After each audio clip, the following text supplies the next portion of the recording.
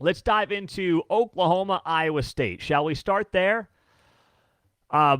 First off, the picks went 3-1 against the spread, so we've had 3 straight weeks going 3-1. That means that our picks against the spread are 9-3 the last 3 weeks. How about that? That's impressive stuff. We'll take that.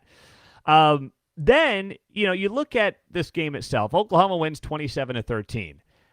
It was a 2-score game for most of the game, but it felt like Iowa State might have been down 5 touchdowns. Like, this Iowa State offense is such a disaster. And it's because of the running game. They can't get anything going on the ground. Another bad game on the ground, 27 carries, 66 yards, 2.5 yards per carry. I mean, how many times are we going to say the same thing over and over and over again? Iowa State rushing attack is nothing. And, I think Hunter Dekkers can be a solid Big 12 quarterback, but he's clearly pressing. Clearly. And you're watching this guy, and he threw 3 interceptions in the game. His QBR, quarterback rating was 36.5. I think I saw Hunter Dekkers has had a QBR under 50 in 4 of his last 5 games. I'm not going to pin that totally on him because he's not working with a whole lot. But at some point, Matt Campbell and Tom Manning have got to figure out what to do with this offense because Oklahoma's defense is not good. A lot of people were like, oh, look at Brent Venables. He's turned around the defense after a bye week. Not really.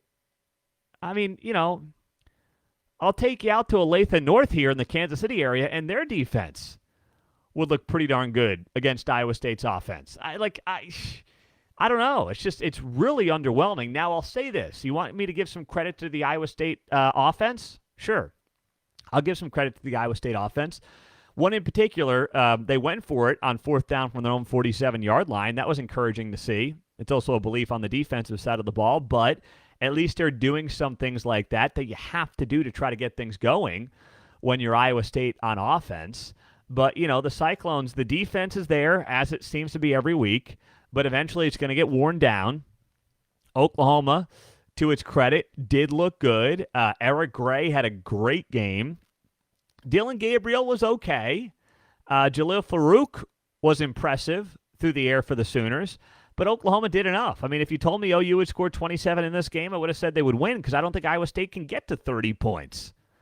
And you can't win in the Big 12 if you don't have an offense that can score you 30 points. It's not like I understand the Big 12 is not what it was 10 years ago or even 5 years ago. Defense is a thing in the Big 12 despite what the national media tells you. But relying on this defense to hold teams in the Big 12 to less than 20 points, I mean, that's just asking too much. It's asking too much of your defense. So at some point, things have to start to turn around, and I don't see how it's this season. I know Iowa State fans are riding Tom Manning hard. I don't see him going anywhere. Him and Campbell go back years and years and years, but just getting some fresh perspective, rethinking things in the offseason, that would be valuable. That would be valuable. Because Iowa State is now 0-5 in Big 12 play. They're 3-5 overall. And, I get it being a rebuild season.